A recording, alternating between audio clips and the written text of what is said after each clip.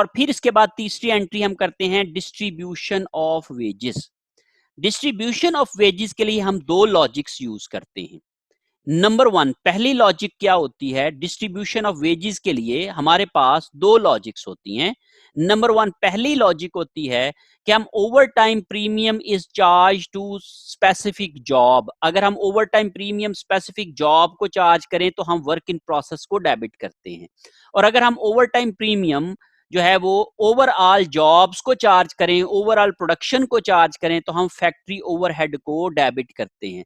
It means over time premium की जो amount है, जो हम एक्स्ट्रा पे कर रहे हैं, उसको हमने जॉब को चार्ज करना है, वर्क इन प्रोसेस को डेबिट करना है कि एफओएच को डेबिट करना है, ये हमें फैसला करना पड़ेगा।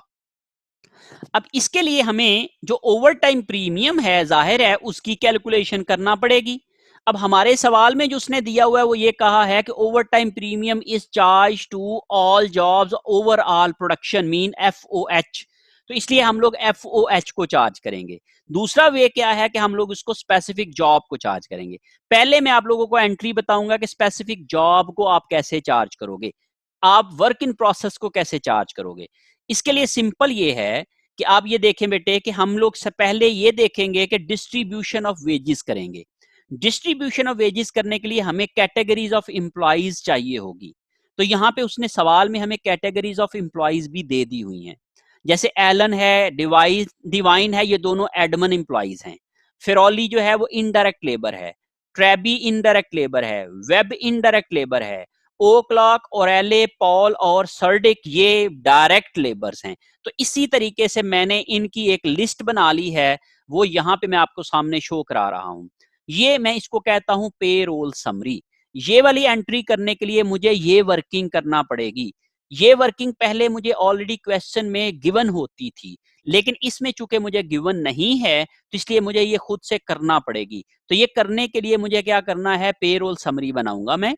पेरोल समरी बनाने के लिए मुझे सबसे पहले डायरेक्ट लेबर को अलहदा करना है। तो यहाँ पे मेरे पास डायरेक्ट लेबर है, डायरेक्ट लेबर और मैंने इसके नीचे इनके नाम लिख लिए, फिर इनडायरेक्ट लेबर और फिर मैंने इनके नीचे इनके नाम लिख लिए, और एडमन सैलरीज के नीचे इनके एडमन स्टाफ के नाम लिख लिए। अब अगर तो मुझे over time premium specific job को चार्ज करना है, मीन अलहदा नहीं करना, वर्क इन प्रोसेस को ही चार्ज करना है, तो मैं इन एम्प्लॉइज की जो टोटल वेजेस होंगी, total wages means regular wages plus over time wages plus premium, ये सारा इकट्ठा कर दूंगा और एक ही दफा लिख लूंगा। तो इस लिहाज से मेरे पास इन तमाम की जो कैलकुलेशन आती है वो ये आती है 2008.5। ये मैंने यहां से ली है। ये देखें जी कि आपके पास ये 3 लोग डायरेक्ट एम्प्लॉइज थे, ओके, और इनकी जो टोटल वेजेस बन रहे थे, जो इन्होंने काम किया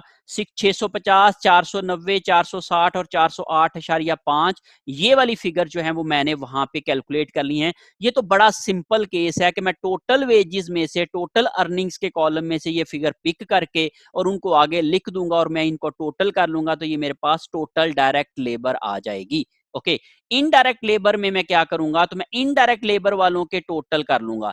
ये भी इनडायरेक्ट लेबर थी, ये 700 बनता है, ये दोनों भी इनडायरेक्ट लेबर थी, 322.5 322.5 बनता है। तो मैंने इनको भी टोटल कर लिया, 700 325 322.5 322.5, तो ये मेरे पास ये टोटल आ गया।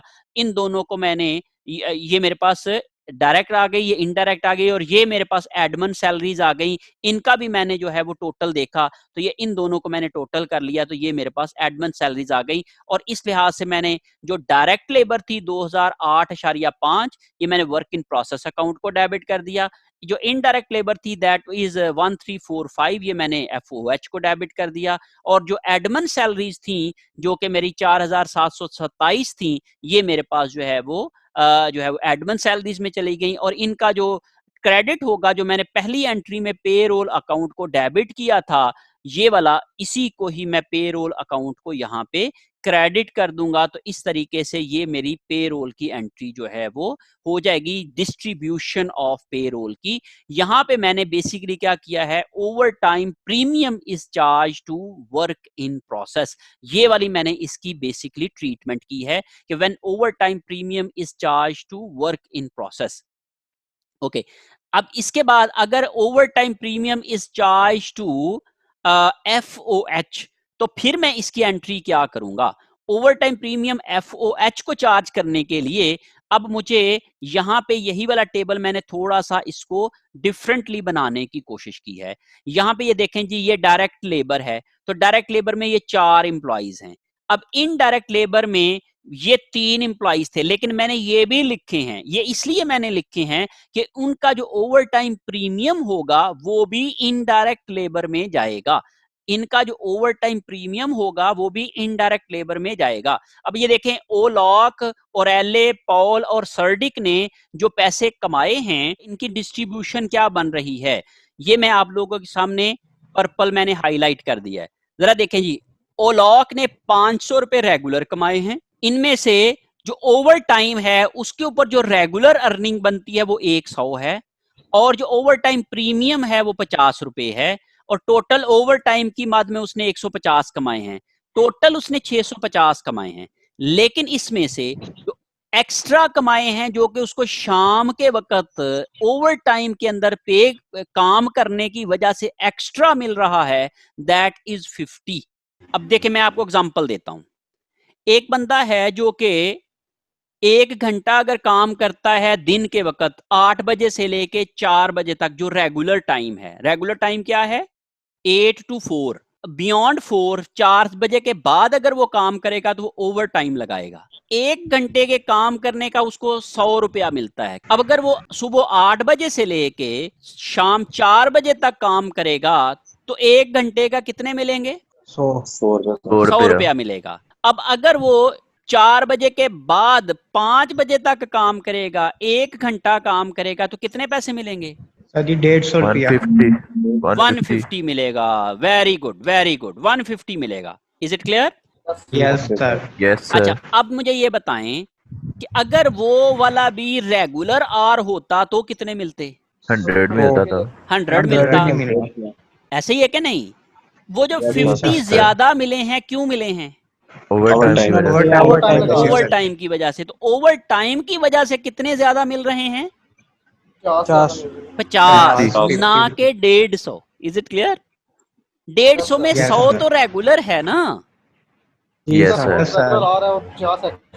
एक्स्ट्रा कितना मिल रहा है?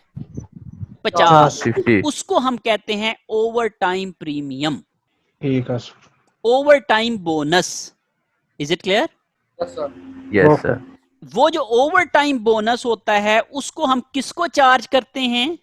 वर्क इन प्रोसेस को या एफओएच को? या एफओएच को। अगर वो वर्क इन प्रोसेस को होता तो फिर मैं ये भी वर्क इन प्रोसेस में जाना है, ये भी रेगुलर वर्क इन प्रोसेस में जाना है, और ये भी वर्क इन प्रोसेस में जाना है, तो टोटल मिला के देखे कितने बने? 650। जी सर। 650। तो सारे ही Yes, sir. किस में चले गए? वर्क इन प्रोसेस में। वर्क इन प्रोसेस में। Got it? Yes sir. Yes, लेकिन sir. अगर मैं ये कहता हूं नहीं, ओवर टाइम प्रीमियम किसको चार्ज करना है? एफओएच को। एफओएच को। तो फिर वर्क इन FOH को। प्रोसेस में कितने जाएंगे बेटे? 50 नहीं जाएंगे ओवर टाइम वाले, बाकी 600 जाएंगे। बाकी 600 जाएंगे, 500 ये जी और सर। 100 ये, 600 जाएंगे। लेकिन ये जो 50 रुपए हैं ये कहाँ जाएंगे फिर? एफओएच में जाएंगे। बस ये कैलकुलेशन करने के लिए ये मैंने सारी चीजें की हैं। अच्छा, चले इसको एक और एंगल से समझते हैं। एक प्रोडक्ट जो है जिसके ऊपर ये बंदा काम कर रहा है, ये प्रोडक्ट जो है जिसके ऊपर ये बंदा काम कर रहा है, अगर हम उसको जुबान दे देते हैं तो वो ये शिकवा कर सकती है कि भाई मैंने तो नहीं कहा था कि इसको तुम 5 बजे के बाद बनाओ, तुम सुबह बना लेते, मुझे क्यों एक्स्ट्रा 50 रुपए डाल रहे हो? Getting my point?